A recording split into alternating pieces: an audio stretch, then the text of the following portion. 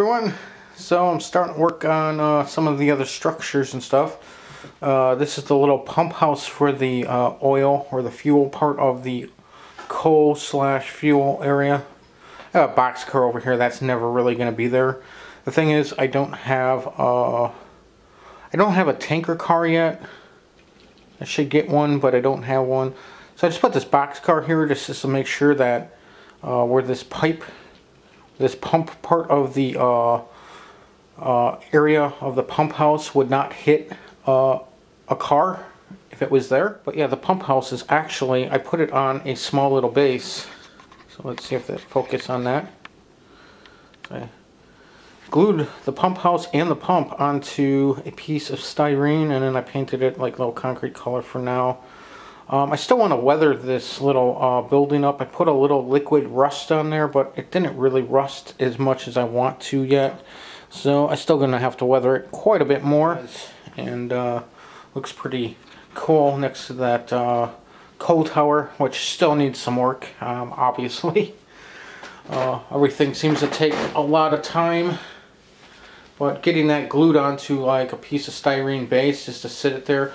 Because that was the problem, was that the pump part of that pump house is so tiny. To put it just on a base is the best way to do it, I thought. And it sits there and it fits in there pretty good.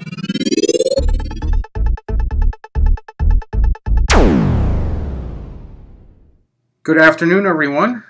I got a new landmark structure, light up building. I got this on sale, not just a single sale, but a double sale. Or it was on sale, plus I got additional percentage off. And I got this building for under $38. And it's normally twice as much as that.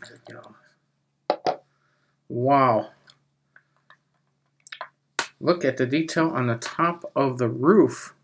That is fantastic. That looks spectacular. I'm not sure if you can really see it here. Try to get in there as good as possible. But the level of detail on the weathering of the top of the roof is fantastic. Now underneath, it's lit up. It seems to be a little crinkled. The paper is a little crinkled right here. And so here's the front of the building. And looks really cool. It's got 2 park benches and a bunch of awnings. And it has a sign right here. It's got paint spilling off of the side of it. And let's look at the side details. Now, my side details, you're not really going to see it too much because it's going to be next to other buildings. But I got to say the side details are awesome. And let's look at the back. Fantastic. A little fire escape. Got a door back there. Everything looks really cool, doesn't it? So like I said, it's a Just Plug building, as you can see down there. And I will light this up. Okay, everyone, so this is the paint shop all lit up. And really all it lights up are the front window. This is full blast actually here. So if we actually do turn it down, to say about there, I think that looks pretty good. You take a closer look from your vantage point. So that there's cut down almost 50% there, and you can see inside the little thing. If I bring it up closer, maybe I'll be able to see it a little bit better. So let's see what I can do for the.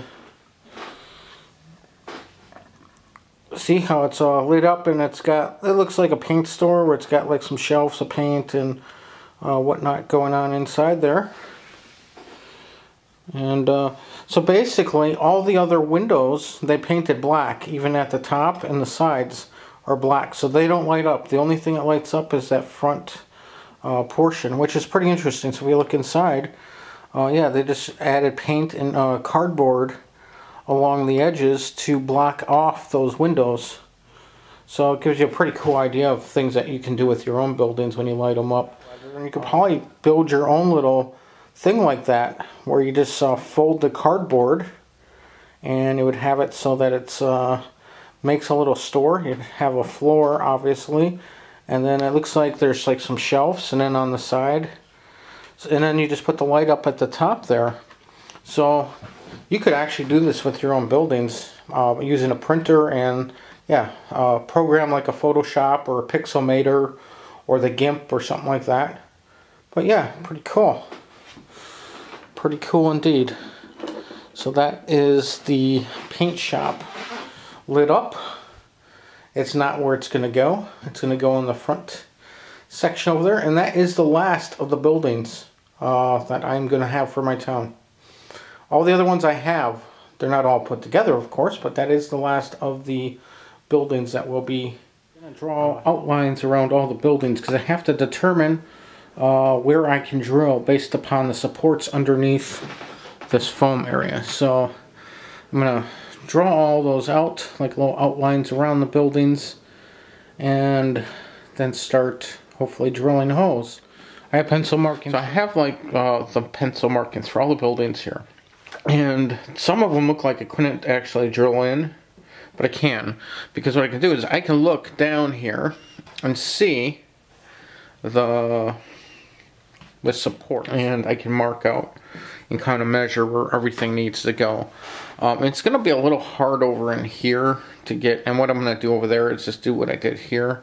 This is kind of hard to put it right there, so I'm going to have to figure something out. I got one cord in here.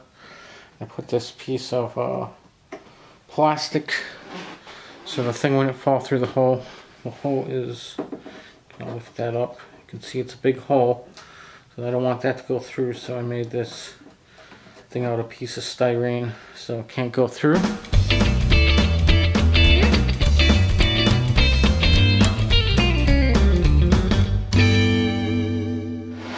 So taco stand is there. I had glued in the patio section, and I also put in the little plants for the planter on both sides. I don't have the picnic tables in there. I do want to add one of these double pole lights. I think you can see off the side. To add one over here if I can, to light up the patio area. So I could either put one right next to the sign in the center and have two tables on either side, or I could put one in the back and then have the two tables. Hey guys, I'm getting ready for the water area here. I need to put in where this dock is going to go. I need to bring it up 1/8 of an inch, or actually a little over 1/8 of an inch. So I got 1/8 of an inch worth of foam that I'm going to put glue onto the bottom of the layout here. Then we'll have to put a little bit of plaster cloth, which I think will bring it up that little extra smidge I need. I know it's really hard to see it there. I have to hot glue those into the bottom and then add some plaster cloth to them.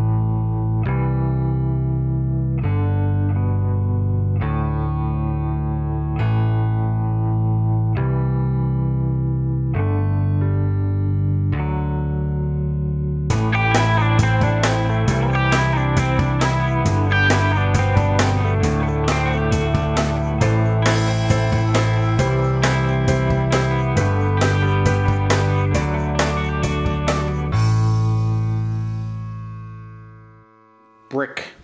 That's what I was going for, is a faded brick.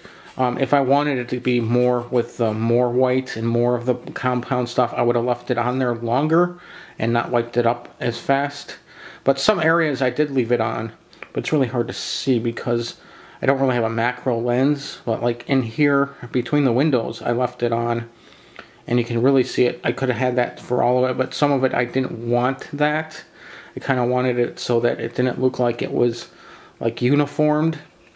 So this side here is going to be against another building, so you're not really going to see that. But these other sides, I think this is the building that's going to go there. It's not finished, like, of course it's not. No, I want to get it close enough to the center of the building.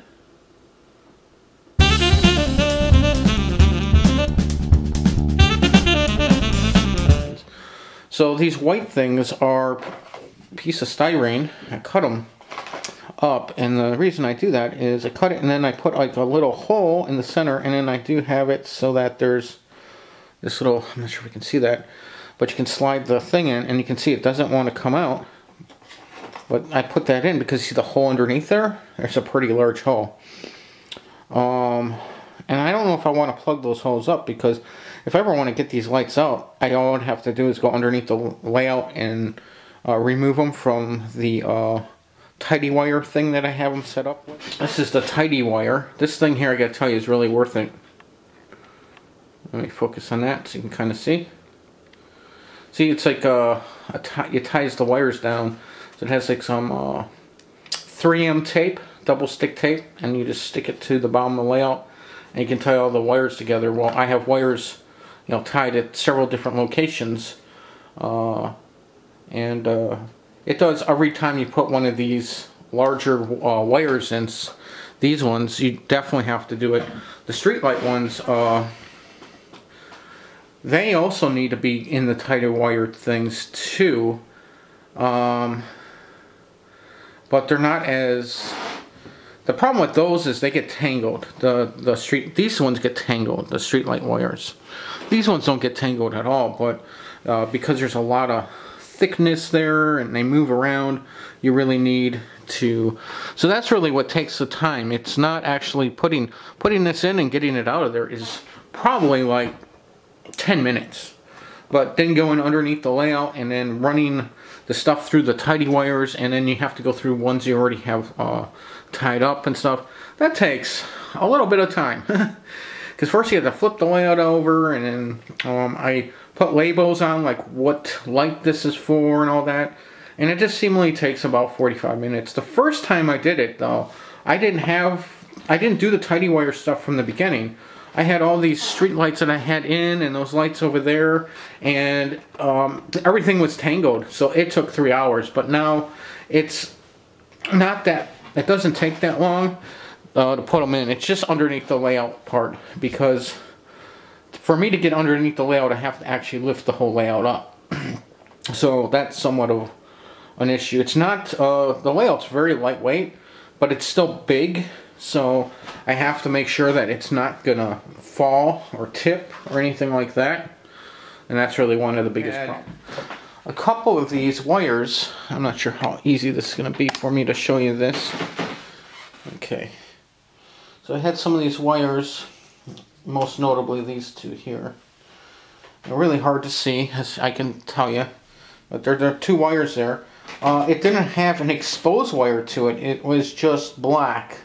So the ground or the black wire was just there by itself, and when I plugged it in, nothing happened, obviously because it was not exposed wire. I somehow went on social media and got asked Woodland Scenic how you would fix that, and they said that use fine grit sandpaper. So what I used was emery board, like you do your nails. So this is the rough side. This side's got very fine grit like thing for doing your nails. I know it's hard to see. So I just went, like they said, fine grit sandpaper. So I put that cord and went one this way. I flipped it around, one that way. So I went like all four sides. One pass with the emery board fine side. And sure enough, it worked just like they said it would. They said fine grit sandpaper, but I get a bunch of these emery boards as sanding sticks for my model kits. I have usually one stick per kit. So I just used one of those and it worked really good.